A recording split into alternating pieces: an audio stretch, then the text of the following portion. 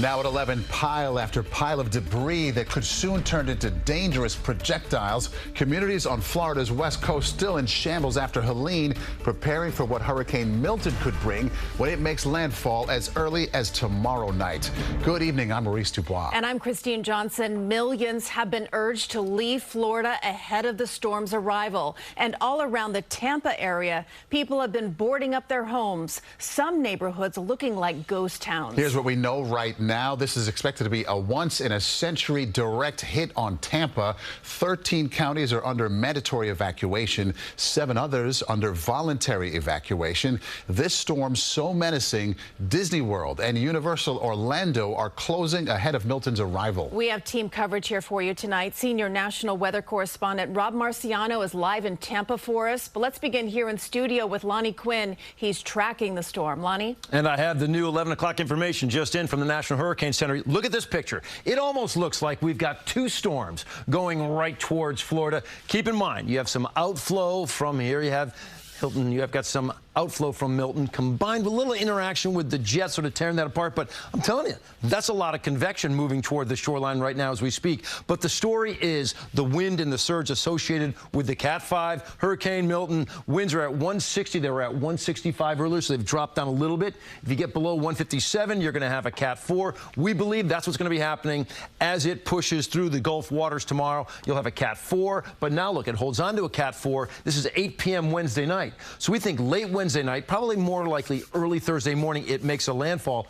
Is it a 4? Is it a 3? I think it may be borderline between the two. It's a strong storm, certainly a major. But now look, the spaghetti models are showing you that line right there. You can barely see it. It's covered. That's Tampa. So primarily, most of it is going south of the area. That has a lot to say about storm surge. But this is what the National Hurricane Center says: an extremely life-threatening situation. You should evacuate today if ordered by local officials. There will likely not be enough time if you wait to leave on Wednesday. That came out 4 p.m. this afternoon. It holds true right now. If you've got folks down there and they haven't left, soon it's going to be too late. Guys, it's all yours. All right, Lonnie, scary situation. Thank you. Now let's check in with meteorologist Rob Marciano live in Tampa, where mandatory evacuations have been ordered. And Rob, you know, we showed our viewers the pictures of the debris that was left over after Helene just 2 weeks ago there in that area, creating a dangerous situation once those hurricane winds blow through. How is that impacting preps now for Milton?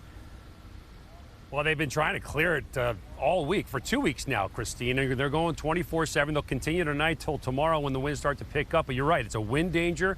And for places that do get storm surge, it's going to be a sloshing around danger as well. And people that rode out the storm and got that sort of damage with those evacuations, most of them have left town and they're taking the warnings relatively seriously. But that debris is a big problem tonight for sure. You say most of them are taking the warning seriously. What's the morale among those left behind? I mean, dire words used to describe this thing. How are the people handling it? Yeah, well, they know that Helene was a weaker storm and it wasn't a direct hit. They look out into the Gulf 400 miles away. They're Cat 5. And that's going to create some uneasiness. So there's no complacency here. The folks who rode out the last storm, most of them are leaving. I've seen more boarded up houses in prep for this storm than I've ever seen in Tampa. So that alone says something. But as Lonnie said, that track is very important as far as what happens with the storm surge, and the farther south it goes, the less surge we have here. But that doesn't bode well for folks down south. We got a Cat 3, 4, or maybe higher coming in here tomorrow night, and it's not going to be good for any of Florida as it blasts across the peninsula. Robert, just leads us to wonder, what are you guys going to do to ride this thing out?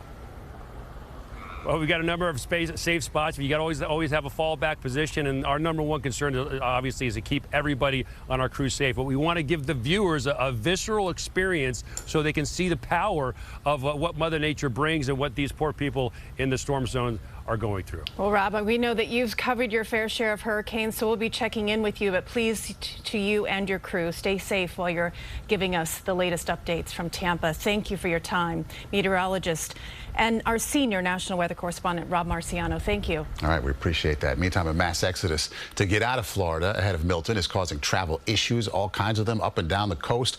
Gridlock choking Florida and adjoining states as people flee the storm. Many flights are being canceled. We talked to a traveler who had to drive from Tampa to Orlando, then fly to Atlanta, and then to Westchester County after running out of options to get home. There's just complete chaos. Everyone's trying to evacuate millions and millions of people. I have a bunch of friends that stayed back and boarded up their windows, and I'm just really praying for them. And according to the tracking service FlightAware, Milton is a major factor behind more than 1,500 flights already canceled for tomorrow. Be sure to wake up with CBS News New York to get the latest on Milton. The First Alert weather team will have the latest on its track and timing. Live coverage starts at 4:30 a.m.